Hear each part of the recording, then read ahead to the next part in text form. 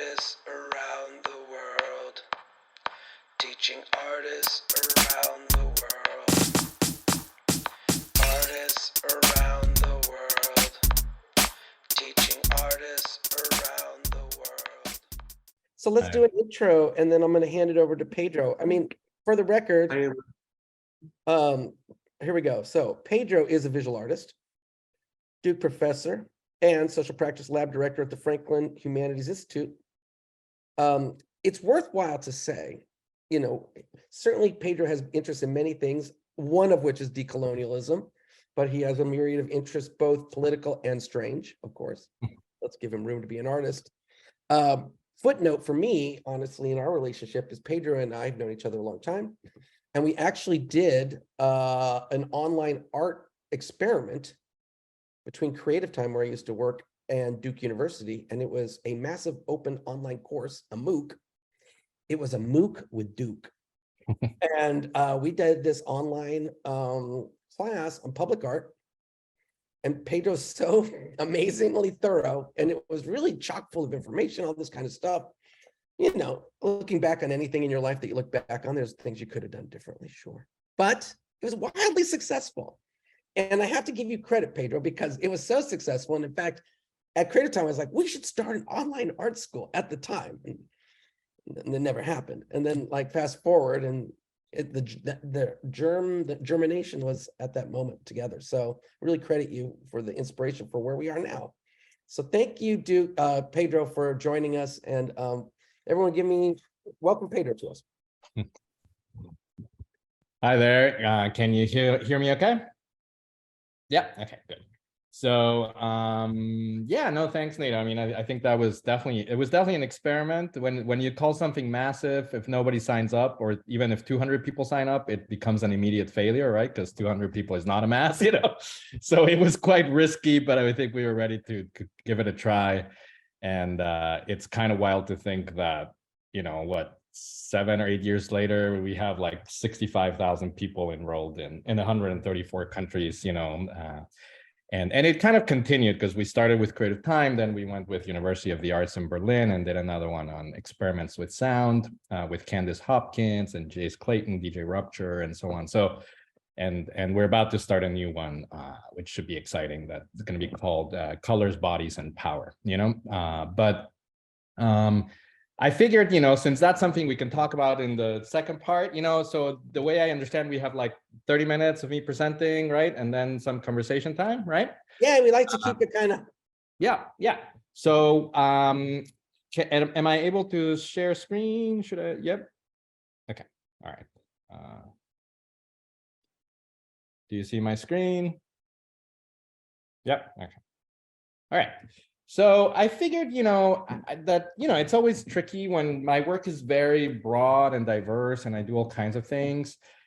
So I kind of, since we only have 30 minutes, I wanted to kind of somehow narrow it down and focus it, but also not ruin the fun of the kind of the range.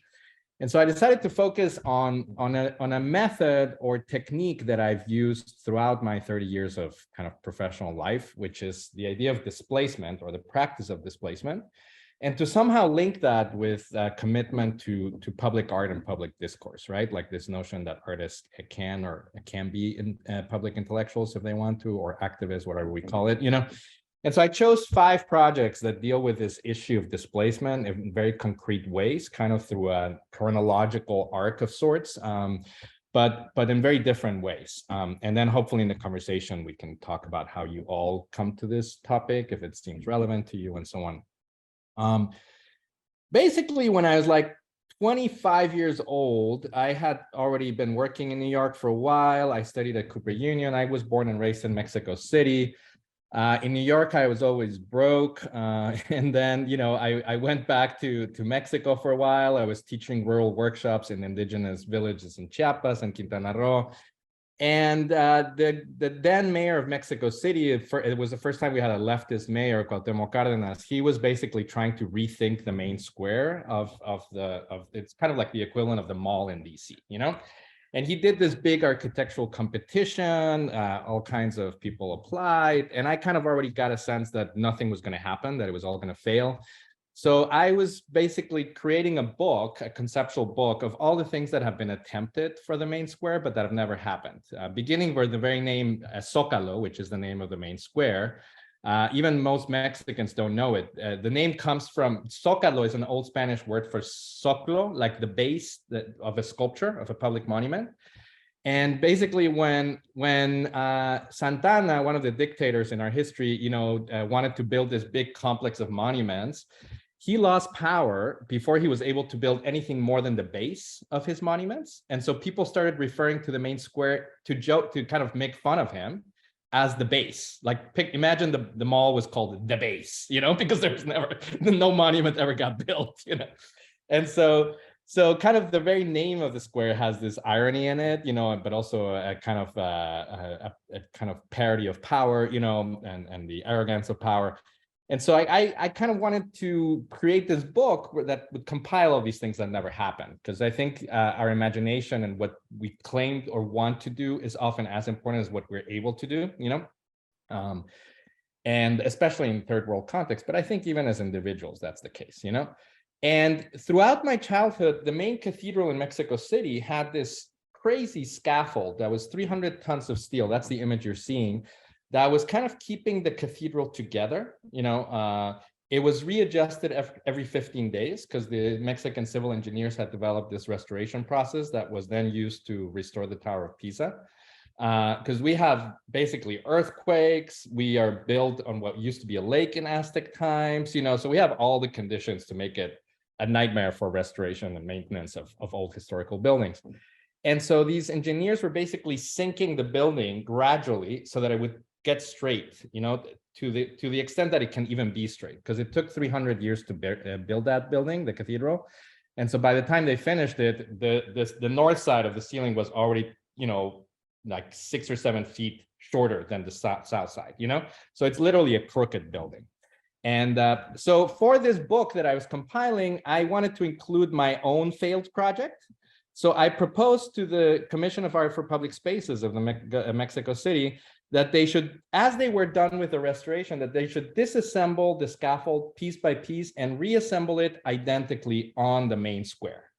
So this is done to scale. So the part of the scaffold you see here would basically be right there at the same scale. That's the main square there. These are simulations from what was going to happen to the building with earthquakes. But basically it was really at risk of collapse, and it's a UNESCO World Heritage Site. So basically I proposed it. I was 25 years old at the time. I thought, okay, they're going to reject it. I'm going to put it in my book and I'm done, right? Conceptual art, that's how it works.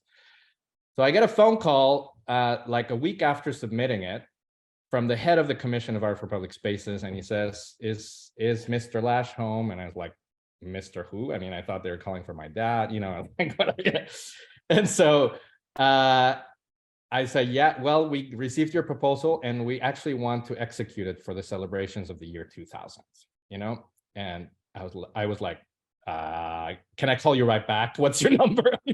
I'm in the middle of something. So basically what was meant as a joke, as a conceptual, serious, but still a joke, they bought it and they wanted to do it. So it was a big shock for me, right? And what you're seeing here is actually a simulation, right, of what it would have looked. The proposal was that it should be assembled gradually and then disassembled. So for 3 months, it would have only been up entirely for 1 day. And of course, people would have used it for their own purposes, to hang, banners for protests, to sell things, whatever, because it is the main square of the city. That's where it's fully assembled, and then gradually disassembled again. It was kind of a very traumatic experience for me as an artist, because while originally I never thought it should happen or it would happen, once it looked like it was going to, I spent over a year in negotiations with big politicians from both parties. The right-wing party was in the government of the federal government. The left-wing party was in the government of Mexico City. This is a jurisdiction of both, or at the time was a jurisdiction of both, like the mall in DC is both DC city government, and the nation. And And ultimately, after a year of basically everybody in the government of the city was supporting it, wanted it to happen, the restoration team of the cathedral had guaranteed full support, use of the scaffold, everything. But then the right-wing government blocked it. And I never got an official message saying that it wasn't going to happen. They just aborted it, you know? And so you can imagine, as a 25-year-old, how traumatic that was. Like this would have been like a Christo scale artwork in the most important square of the country, you know? And then all of a sudden it goes to not happening, like the conceptual book, you know? And so for me as an artist, it was quite traumatic. At that point, they offered me a job back at Cooper Union where I had studied. So I went back to New York. I stopped doing all my workshops in Southern Mexico in rural towns. And I returned to New York, and I was basically, I'll pause here for a second. I was basically really didn't know what to do. You know, I did not want to have this experience again. So I said, I still want to do public art, but it can't be a public art that deals with big funding, corporations, the state, etc. All this red tape and potential collapse of something you've worked on for a couple of years, right? Many years later, I did return to the project. For like 5 years, I didn't want to touch it. It was too hard for me to even think of it. But when I had my first solo exhibition at the Queens Museum in 2006, I did an installation version. And then for the 20th anniversary of the project, I was invited to do a show in Mexico City. So we did like a full-scale architectural model that I'm going to show you some images very quickly. So here's the architectural model, so you can kind of get a sense of what it would have looked like. And that's going to be, I'm about to, in November, I'll have a 30-year retrospective opening in a big museum in Mexico City. So this work will be there. Here you kind of can see the scale. These are some friends of mine. They're like Mexican DJ sonideros that I've worked with. So they came for the opening. It's like 3 generations of DJs and also school groups and so on, you know. So when I came back to New York, I was like, okay, what do I do now? And this, both Nato and I love the yippies and this kind of thing, right? So I was like, how can I make a public art that is more about the imagination and that just kind of people think about it, but then it dissipates, you know, kind of like verbal art and conceptual art. And so in the week of the elections of the year 2000, way before Barack Obama or anything like that, I created this flyer and I made 500 copies of it. And I also posted it as kind of posters in New York City. And I just handed it out to people. And if they asked me whether it was for real, I would just say, I don't know. I was just asked to hand it out. And so I'll read it out very quickly. And basically, it just said, come paint the White House. And on the flyer, it said, the 3rd National Gathering of Graffiti Artists invites you to vote and express your opinion with a can of paint. The White House is a sad house. It has been too white for too long. On November 7th, 2000, our entangled names, tags, origins, demands, messages, and desires will embellish the monotony which has until now represented us. Let the daily layers of our changing voices collapse, one on top of the other like a national calendar. Let's turn the White House into an Aztec temple, a wonder for historians and anthropologists, a jewel for archaeologists, a bright and flowing mirror of our times. Bring friends and music, we'll bring the food and the ladders. And so you can imagine some people will be like, what is this for real? Like, and so I didn't actually go to DC to see if anybody else showed up to see if there was going to be graffiti happening at the White House or not. It was just kind of an exercise of the imagination, right? But also a work to kind of let us think about what monuments even mean. You know, I've always been fascinated with these Japanese temples that get rebuilt by every generation from perishable materials instead of being made of rock, you know, a stone. And the comment on of the Aztec temple here is actually quite specific. Basically, Aztec civilization used to rebuild their temple every 52 years. At the end of each cycle, they would rebuild a new layer for their public buildings, you know, at least the most important ones, you know. So kind of, it was a little bit of a therapy too. Like, you don't need to, like, if it's going to be not happening anyhow, let's just make it officially not happen. Let it all be about the imagination. But But then I realized, well, I've actually landed in this technique that I'm really almost obsessed with, which is the idea of displacement, you know, of the artist not necessarily doing anything, but just moving something, and that itself being enough, you know, and that itself being quite powerful. Of course, many people would take us back to Duchamp, and yes, it has to do with that, but I think it's much more complicated than how it usually gets presented, you know?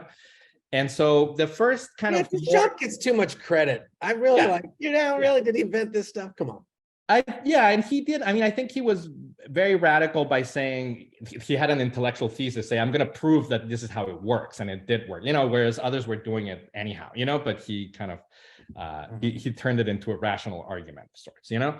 And so the first project that, once I fully embraced this practice, not just as a fiction, but as something real, is this kind of map series that I've been working on ever since the year 2003 called Latino America, where it works like a viral image. It's appeared in t-shirts for protests, immigrant rallies, all kinds of places, but also it gets painted in community centers, churches, you know, museums. And it's actually a quite simple displacement. The word Latino, at the time we weren't using the X yet. This is like 20 years ago, you know. These days I probably would have said Latinx America, you know, but so doing OA was already kind of quite progressive at the time, you know, and people would make fun of me, whatever. But so the Latino migrated north. What happens when the word Latino, like the population, kind of transforms the culture of the United States? When the United States becomes bilingual, what happens to the rest of the continent? What happens to the rest of the world, you know, in terms of geopolitics and culture? The way I see it, that's already a done deal. It's not even that it's going to happen. It already happened, even if right-wingers don't like it, you know, it's a fact. So this map is kind of representing a certain reality. But of course, I don't mean to claim the continent just for Latinos. It's just kind of a provocation for thought, you know, or a reversal of the US doing that thing of where the US calls itself America when every other country in the continent calls the continent America, and the country US is the United States, you know, so it's kind of a reversal. Alfredo Jar has made great work about that and so on. And so this kind of simple gesture of a displacement of a word, but that implies population displacement, transformation of culture through masses of people moving across national boundaries, also has taken, like, I also wanted to make it work as migration, like basically where the work itself migrated. So in this year, I started handing out different people that I knew would cross the US-Mexico border. I would give them 2 copies of a folded map. It was a useless map in the sense of like, it had no routes, no streets, no nothing, you know. It just had this image. And if people agreed to participate with me, then they would mail me one of the 2 copies so that I could have it as an artwork, and the other one they could do with it whatever they wanted. So they're part owners of the artwork, you know. Of course, depending on how it is that you migrate, Julián Sugasagoitia participated. He was director of the Museo del Barrio at the time. So his map arrived perfectly white, like I gave it to him, you know. I just unfolded it and it looked the same. But my friend Vicencio Marquez, whose map you're looking at here, he had to hide in sewage waters. The immigration authorities came with machine guns to grab everyone, you know. And so everybody has a very different migratory experience, and the paper kind of captures that, right? Like you see how this map looks like it's ancient, you know, even though it has the same age. So when I exhibit this work, I like to exhibit a larger number of participants' maps, you know. I see them as abstract portraits of sorts, but they also communicate that thing that we create culture collectively, not individually. I don't think artists change culture. I think we do that collectively, you know, and migrants, of course, are some of the most important, migratory movements are some of the most important drivers of big cultural change in human history, you know. And often it is, I wanted to have a big range of class background, cultural background, national background. So there's people from Haiti, from Guatemala, there's people, it's not just about the US-Mexico border, it's about all the other borders in between, you know. And but ultimately the class dimension is quite important, because I do think that it's kind of, to me, it's kind of like a monument or an epic, like to an homage to all these migrants who basically, coming from the most impoverished context, very often have transformed the wealthiest nation on the planet, you know, in 1 or 2 generations. The kind of the work often becomes the backdrop for cultural events. We've also, this is in Colombia, I often invite graffiti artists to make their own interventions over it. They can transform it in any way they want. This was kind of a special occasion because usually in the National University in Bogota, students are not allowed to graffiti, it's seriously punished. So, but because it was an artwork, they had permission. So everybody really loved, joining for this wall. And, but kind of in that work, even though it does deal with displacement, and the maps do kind of get displaced along with people, the dimension of public art is still kind of, it can still feel like kind of traditional artwork, And so the next project that I'm going to show you kind of really, to me, added a new dimension, which is I realized, well, I want my work to be public, but I don't want it to depend on the money of the state and corporations. And so what I'm going to do instead is a public art that is based on daily actions, on little gestures, things that I can repeat every week, where I work with grassroots organizations, with whoever I want, with nuclear physicists, if I want, and the public aspect is that intimate exchange, right? But over time, it becomes massive, because if you do that for like 20 years, you will have collaborated with 2,000 or 3,000 people, It's kind of like teaching. Teaching can work like that. At least I see it in that way.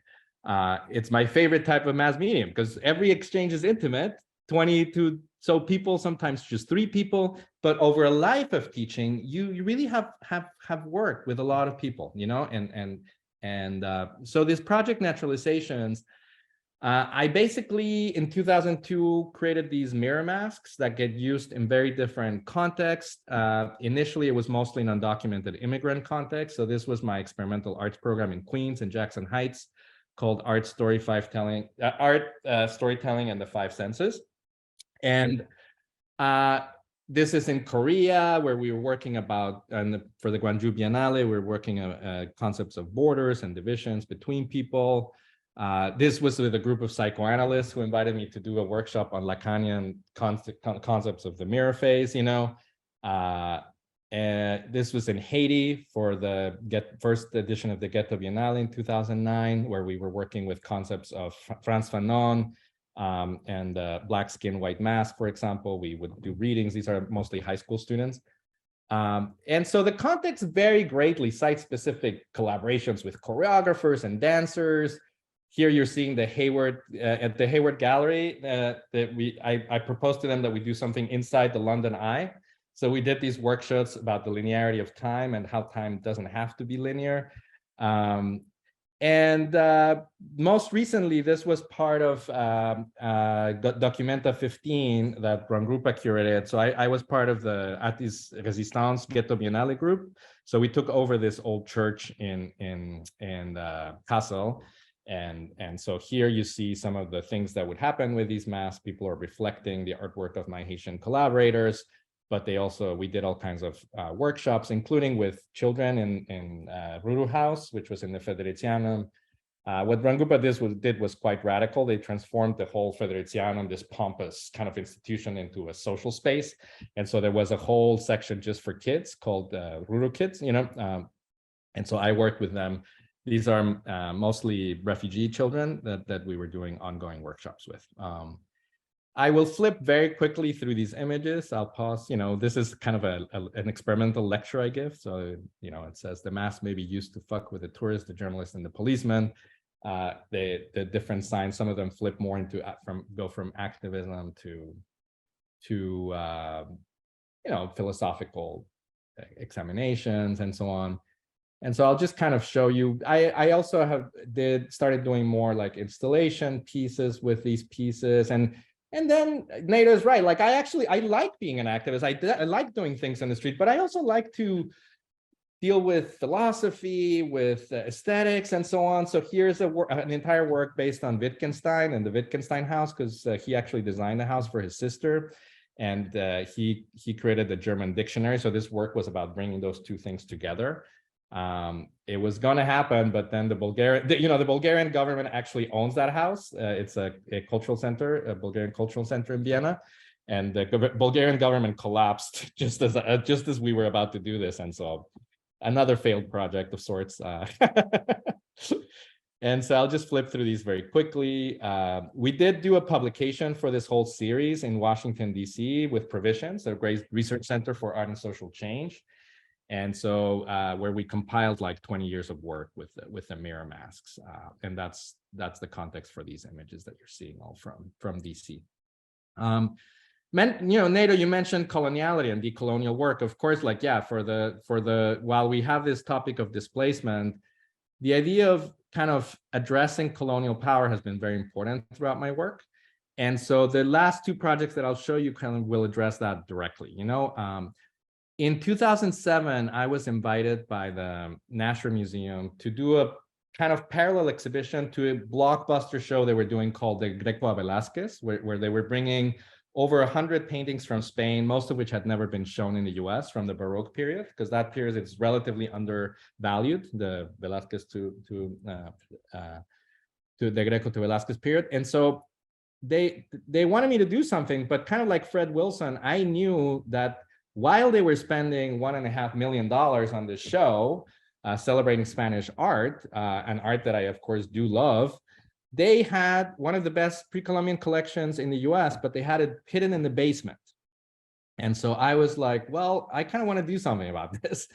And so I went into the basement, spent time researching the pre-Columbian collection, and proposed that while the Greco to Velázquez exhibit was up, we would bring up about 16 to 19 pre-Columbian works from different periods and civilizations.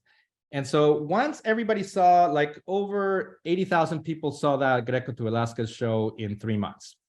All of those people also saw my installation, but they would have seen it after the Greco to Velázquez, right? So imagine you see this Baroque art show where coloniality doesn't even get mentioned. And then all of a sudden you enter the permanent collection and you see all these weird pre-Columbian objects, all anthropomorphic, turning their back against you. And the only way you can see their front is by getting near these black rectangles that seem to be mirrors. Initially, they just look like abstractions, like black, rectangles. But once you get close to them, you see that they're actually mirrors and that your own body gets reflected with the pre-Columbian figures, and so that we're inseparable from them. And then after your eyes adjust to the darkness, like a James Turrell piece, these ghosts of Spanish artwork start emerging. So what you're seeing here, we took these photographs with very long exposure, so that's where you can actually see. But your eye would have had to adjust very, very slowly, Older audience members complained that they never got to see the Baroque paintings behind the glass. And so, of course, coloniality is a crucial topic here, but there's many other side elements. Each pairing had its own set of concerns. And ultimately, for me, it was really important. The dates that you're seeing right now are the dates of the Greco to Velázquez period. That was the curatorial kind of frame for the other show. In that period, when the Europeans came to the Americas, and these are all moderate estimates, they're not the most radical estimates that have been developed by social scientists. When the Europeans came to the Americas, there were a 50 million population, more or less. By 1650, right, that Velázquez date, there are 8 million people left. It's a massive genocide, right? And that happens during that period. And so to me, it's kind of like incredible that we can do an exhibition and not address this, So it was quite critical to see both shows. And I was surprised that they would let me do it, because it was inevitable if you saw the show and the text addressed this, It took the Americas all the way to 1900 to recover the population it had when Europeans arrived. Imagine you did that to Europe. You would have no Renaissance, no Baroque period, no Enlightenment, no nothing, no Industrial Revolution. Like all of that happens in those periods, And so the work really kind of tries to, on the one hand, recognize that rupture through the black surface, but also think of what some decolonial theorists have thought of modernity, coloniality being inseparable, right? That that movement of European expansion is inseparable from like what we call modernity is inseparable from colonial violence, And here I've toyed with this idea in very different contexts. Here's an impossible black mirror installation. The idea is to borrow the Meninas and bring them to the National Anthropology Museum in Mexico so that she's reflected with the Meninas are reflected with the Coatlicue, and vice versa, to bring the Coatlicue to the Museo del Prado. I've also done installations with very different collections. This was in Mexico City, an installation about race and racism in the post-colonial context. So it's called Espectro Indígena, or Indigenous Spectrum.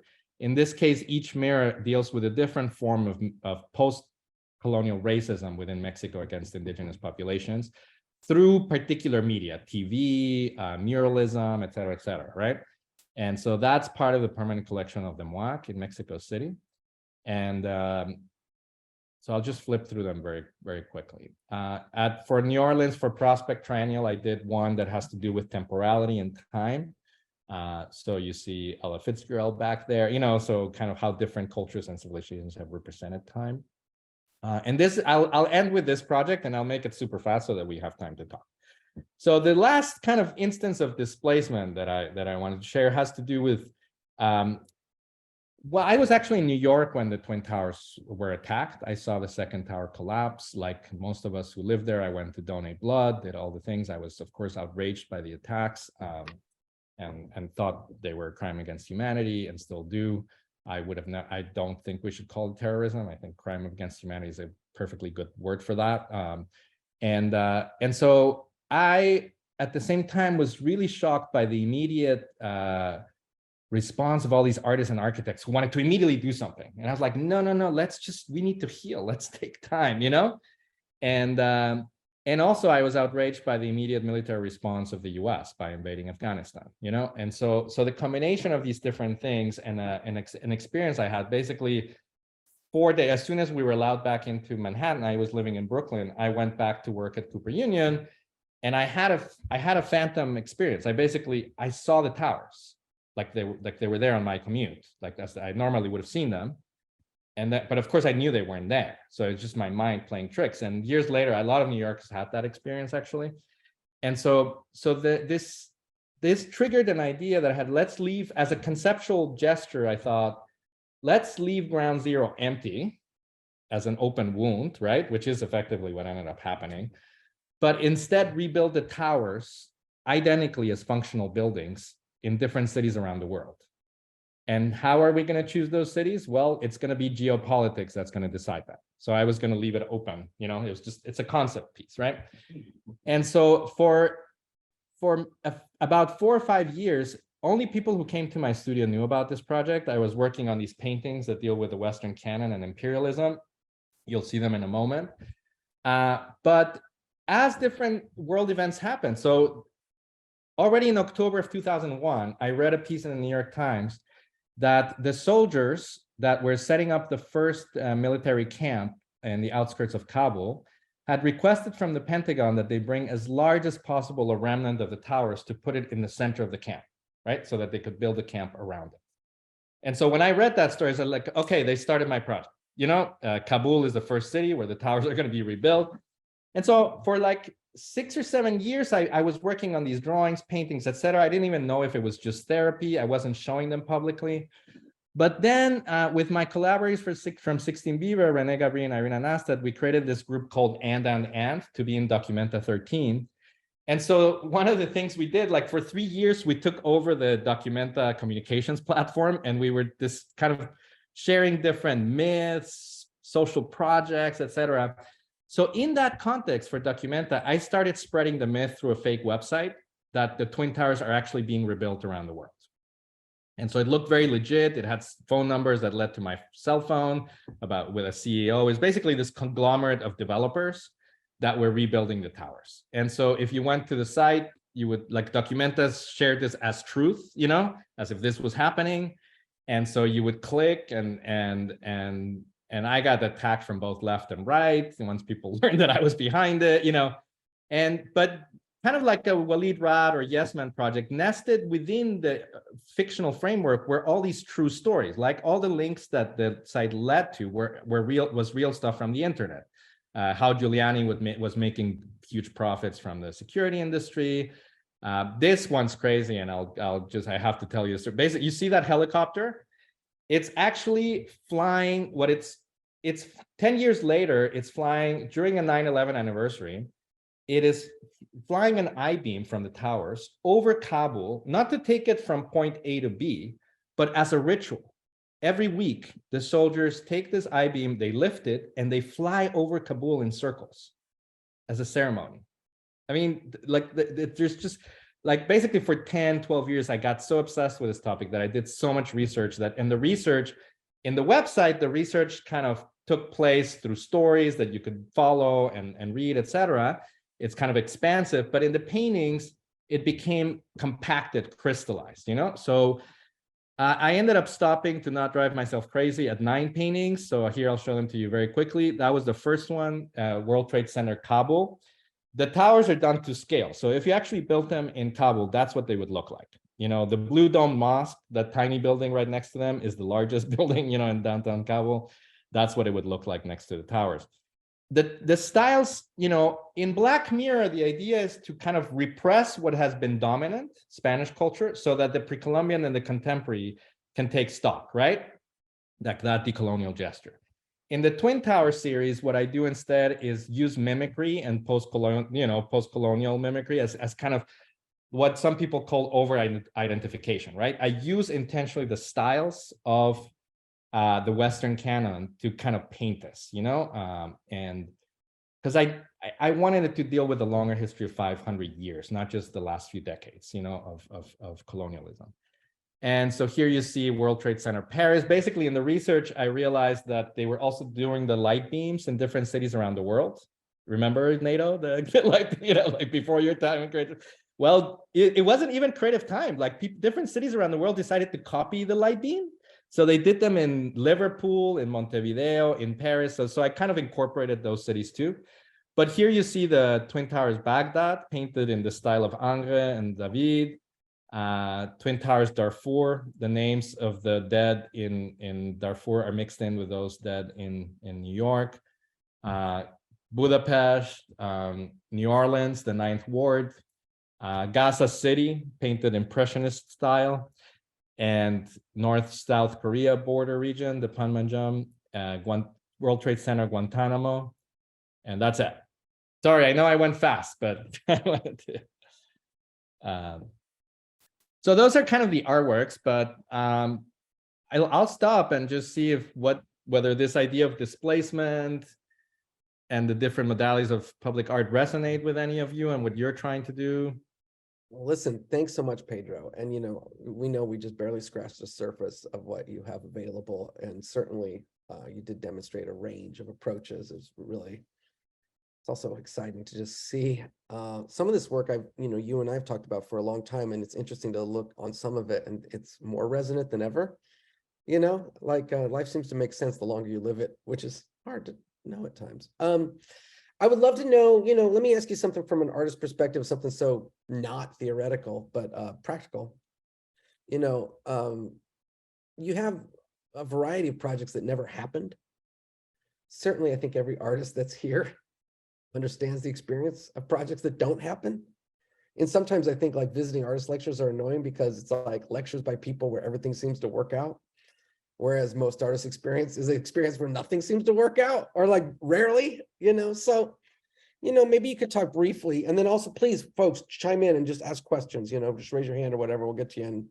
And obviously Pedro's a very conversational man, a very thoughtful, great educator and artist. But how does that affect you personally, as well as what do you do with that as an artist? I mean, to me, it's important to talk about them because often our best ideas are never executed, and it's a shame to not talk about them, and kind of conceptualism gives us license to do that. But also, it's important to let yourself be vulnerable, of course, it's shameful when something didn't work out, but to me, it even has a class politics. I mean, we're friends, Greg Cholette, like there's the whole idea of dark matter, like it's, as you said, I would say it's for the majority of us artists that most of our ideas are never going to happen because we don't have access to the upper class who can fund everything, who can kind of get all the permits, et cetera, et cetera. But that doesn't mean we shouldn't be working on those ideas. Maya Lin, her Vietnam Memorial happened, but she was in her 20s when she came up with that idea. And if she had stopped herself just because, of where she was, it would have never happened, So I think, first of all, we shouldn't shortchange ourselves, when we have those ideas. But also, we should kind of recognize that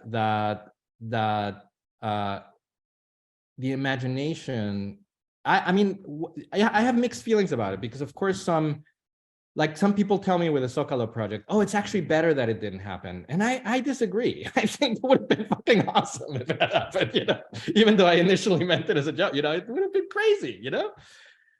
So I think we have to accept that when something doesn't work out, it sucks, you know, if you wanted it to work out, but that doesn't mean that the project didn't exist. You know, it existed as a concept, and it's important to keep it part of the discourse, you know. And there's many artists who in the last 50 years have made works that intentionally deal with that failure from the outset, like Francis Alice, and so many of the works like intentionally fail, you know. People knew those boats were never going to connect Florida with Cuba, you know, like, but they still did it, you know. And so I think that's one thing that I've learned to do over the years, to kind of build the failure into it from the beginning, so that when it fails, it's okay, you know. But yeah, it can be hard, you know. Well, I really appreciate that. I know Ralph Rugoff did an exhibition of proposals for monuments, which, you know, is exciting. And certainly I think also sometimes if you just think of it as only a proposal, you allow yourself the courage to really go for it as well. They're often the most radical ideas, right? Like how many of Vito Conchi's works never got done? Like, you know, just like, I think some of his best works, you know.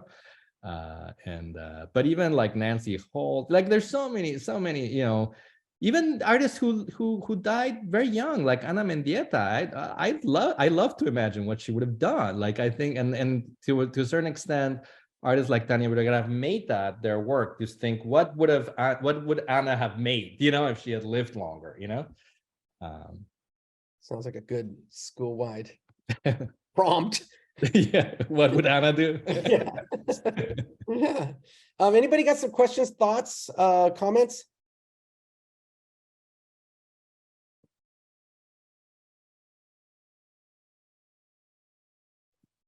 Pedro, I didn't realize you made the map, the Latina map. I ended up getting that in I think it was the Radical Cartography Atlas. You remember that? Yeah. And so I actually have it hanging up in my office, but I never realized that was yours. That's funny. That's funny. You know, I don't. Some of you may know Suhail Malik. He teaches critical theory at Goldsmiths in London. And so when I was in London, I was showing him some images of my work. He's like, "Holy shit, I got married in your artwork!" Like they rented the Unisphere at the Queen's Museum to do their wedding, and so he in all of his wedding pictures, the Latino American maps are all over the place. But I mean, that's part of what I like about viral images, right? That authorship actually is not a map. You know, it is really a map about all of us transforming the continent, you know. But so I'm actually very, very glad you have it, you know. Cheryl, did you have your hands up, right? Oh, thank you. Thanks for a great talk. I guess the comment is, yes, recently I made a notebook to like all the projects I didn't get, because I started thinking about, you know, Frank Lloyd Wright had a notebook of all the things he never built, so why not? I'm curious though, how you balance your writing practice with your exhibition practice, because both of them seem really robust in your career. And so how does one inform the other, or are they separate practices for you? Yeah, thanks. I mean, it's a tough question in that I love writing, but I'm so slow at it, and I love condensed. I'm not good at writing essays, or like, I mean, I did for the Twin Tower book, we did do a book for Documenta where I wrote an essay about fiction and so on. It's called Grand Gestures and Immodest Proposals, but it takes me, it's like painful. It's torture to write. So I need the conditions. I need like 2 months or 3 months where nothing else is happening. And that's the only way in which I can write, which given my life is just nearly impossible to do. Whereas with social practice, especially, I can do work spread out in everyday life. But even with painting, for example, painting is more like writing. Like I really need a dedicated time where I can just spend 8 hours nonstop. You know, there's so each practice comes with its own demands. And but since I got a university job, I never planned to become an academic. It just kind of happened for me, you know, because I like sharing stuff with communities and And so, but once it became clear, wait, I guess I'm a university artist, you know. I basically, in the first 10 years or so of my job, publications was really important. It was literally, I was evaluated by them. So whether I liked it or not, I had to produce them. So in a way, it created a good discipline. And I enjoyed doing it. I was kind of happy that they forced me to do it, you know, because it also allowed me to be in dialogue with colleagues and friends like Walter Mignolo and kind of really interesting thinkers like, you know, Catherine Walsh, the colonial, you know, and so it was great. But I have to say right now, like, for example, I'm on sabbatical this fall. Finally, it's been a while, you know, to work on my retrospective in Mexico. And I don't want to write a single thing. It's so nice that the catalog for that show doesn't include any text from me. You know, like it is so nice that other people are writing about the work and that I don't have to edit it, you know. And so I actually find it to be, I don't know, it's a joy to be able to make art, you know, like every time I'm making art, I feel like I have to battle the world to be allowed to do it, even though I am a professor of art and I'm supposed to be doing it. And even so, and whereas writing is still considered more legitimate. So, you know, but I hope that answered your question. Thank you. Mhm. Thanks for that, Cheryl. Teresa also has a comment in the comments. If you want to check that out. Oh, and then Cloudy. Teresa says, as someone who was in New York for 9/11 September, but wonderful to see the art created out of that. It was clear that the arts were flourishing during that time, but many residents didn't see the projects or insights in the process. So thanks for that insight. Thanks so much, Teresa. Cloudy, let's go over to you. Hi, thank you for inspirational presentation. Thinking about displacement, which I think I kind of see myself into that mode a lot. Something that we talked a lot in one of Amber's classes is the idea of belonging, which it just all came so together. And I wonder if you could say something about belonging. Yeah. Yeah, definitely. I mean, I think NATO knows this project because we collaborate. It's thanks to him mostly that it happened. You know, in the Venice Biennale, remember those anthems and that we were singing out of order, like we were singing the Israeli anthem in Arabic, you know, and so like basically I've done displacements that are quite kind of jarring in terms of that issue of belonging, you know, like what, you know, and because I think our cultural and political institutions are so out of sync with our lived reality, you know, so many of us on the planet are multilingual, multicultural, etc. And yet nation states can't handle that, you know, they just started recognizing dual citizenship, you know, all kinds of very recently, you know. And so that project, which is called Abstract Nationalism, has addressed that very, very directly. Can I also interject too, Pedro, Yep. on your own personal level? I mean, it's just because I know you, I'm insight into this, but you also, because of your times with 16 Beaver, but also by nature of your personality, you also belong to a pretty vast artist community that's been nurturing and growing for many, many years now. You know, like you mentioned, you were in the last 2 Documentas, and each time with this sort of complex collectivity. So you do belong in some interesting way in a pretty broad global artist community. For sure. And during the pandemic, we had this 16 Beaver series going for basically a year and a half every Sunday, where we would kind of discuss the idea of the unintentional strike, you know, and all kinds of things, the invasion of Ukraine, like broad, you know. And for me, it has always been very important to see my work and my thinking as part of collective practice, you know, even though what I shared today were my individual artworks, you know. The issue with collective work is that I even separate collective work from socially engaged art, because you can have authorship and socially engaged practice, you know. But for me, collectivity most of the time means you have to let go of control. You have to belong to that group and not speak in unison at all. That's not what I'm saying. But you have to really just let the group do its thing. You know, that's the joy of it. If you try to control it, then it's I mean, I think that's why too many groups fall apart so quickly, you know, because there are a couple of the members really want to control everything, you know. But yeah, I think my feeling about belonging is that I have no sense of belonging to a nation. I'm an anti-nationalist. I I of course have collaborated and worked for the rights of Mexicans and many immigrants in the US, not, but that doesn't mean that I like to bond through this notion of a flag or so my sense of belonging has to do with we could spend hours talking about what makes us belong somewhere, and I hope it's not a land, a nationality, a flag. I mean, all those things, I can understand why people have such strong emotions about them, and I'm not dismissing that or minimizing it, right? But they're quite surface. I think it's much nicer to belong to something deeper, I think Carla, you wanted to say something, and then Ying did. I don't. Well, let's go with Carla. Yep. Thank you so much for the talk. I have a question about something that you mentioned briefly. Your work in Chiapas when you were younger, and I was wondering if you can explain a bit of what you were doing there. Yeah, I mean, I finished my studies in New York at Cooper Union, where I'd studied with great people like Hans Hake and Doug Ashford from Group Material and Dory Ashton, like a generation of very diverse types of thinkers and artists. And I met Wangechi Mutu, like we were like all kinds of great people were studying there and teaching there.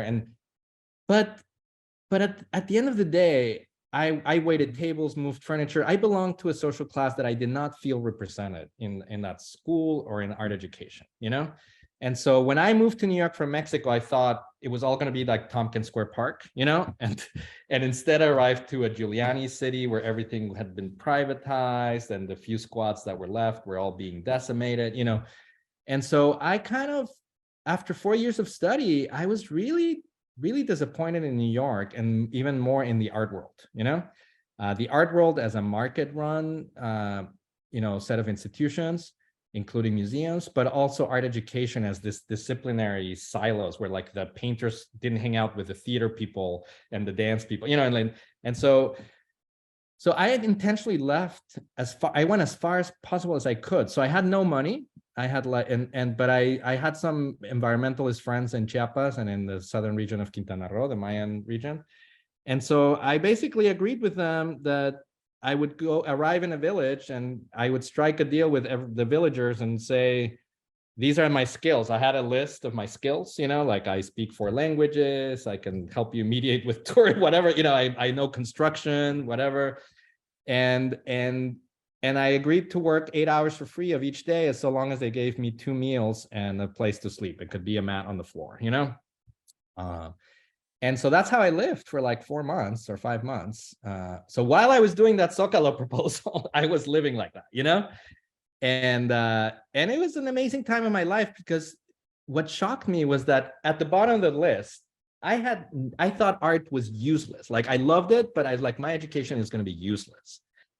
But what it did was I actually recovered my appreciation of art, because in every village, they basically said, if you studied art, we want you to make art. So that's where